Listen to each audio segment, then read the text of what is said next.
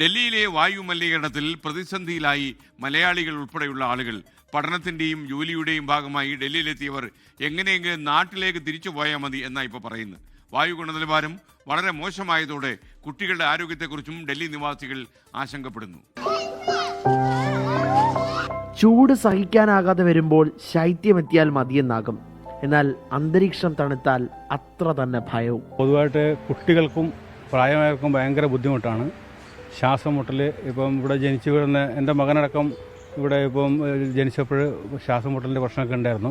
പുകമഞ്ഞ് കാണാൻ ഭംഗി, ഫോട്ടോകൾ കാണുമ്പോൾ നാട്ടിലുള്ളവർ ചോദിക്കും അടിപൊളിയായിട്ടുണ്ടല്ലോ. എന്നാൽ കാര്യങ്ങൾ അങ്ങനെയല്ല. മലിനമായ വായുവാണ് ശ്വസിച്ചു കയറ്റുന്നത്.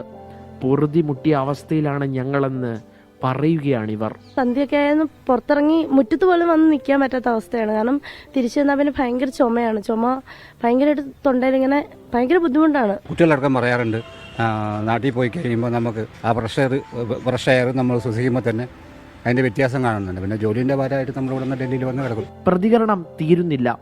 എങ്ങനെയെങ്കിലും നാട്ടിലെത്തിയാൽ മതി. നിരന്തരമായ ചുമ, ശ്വാസതടസ്സം, കഫക്കെട്ട് എല്ലാം കൊണ്ട് മടുത്തു. പെട്ടെന്ന് ചാൻസ് കിട്ടുവാണെങ്കിൽ സൂട്ട്കേസ് പാക്ക് ചെയ്ത് ഇറങ്ങും. വായു ഗുണനിലവാരം മോശമായതും കാലാവസ്ഥയിലെ മാറ്റം കൊണ്ടും അക്ഷരാർത്ഥത്തിൽ പ്രതിസന്ധിയിലായിരിക്കുകയാണ് ഡൽഹി മലയാളികൾ. തണുത്ത കാലാവസ്ഥ, മനോഹരമായ ഫ്രെയിമുകൾ, പക്ഷേ ശുദ്ധമായി ശ്വസിക്കാൻ എങ്ങനെയെങ്കിലും നാട്ടിലേക്ക് മടങ്ങിയാൽ മതിയെന്നാണ് നമ്മൾ സംസാരിച്ച ഭൂരിഭാഗം മലയാളികളും പറഞ്ഞത്. അത്രമാത്രം അവർ മടുത്തു ഡൽഹിയിലെ വായു മലിനീകരണം മൂലമുണ്ടാകുന്ന പ്രശ്നങ്ങൾ കൊണ്ട്.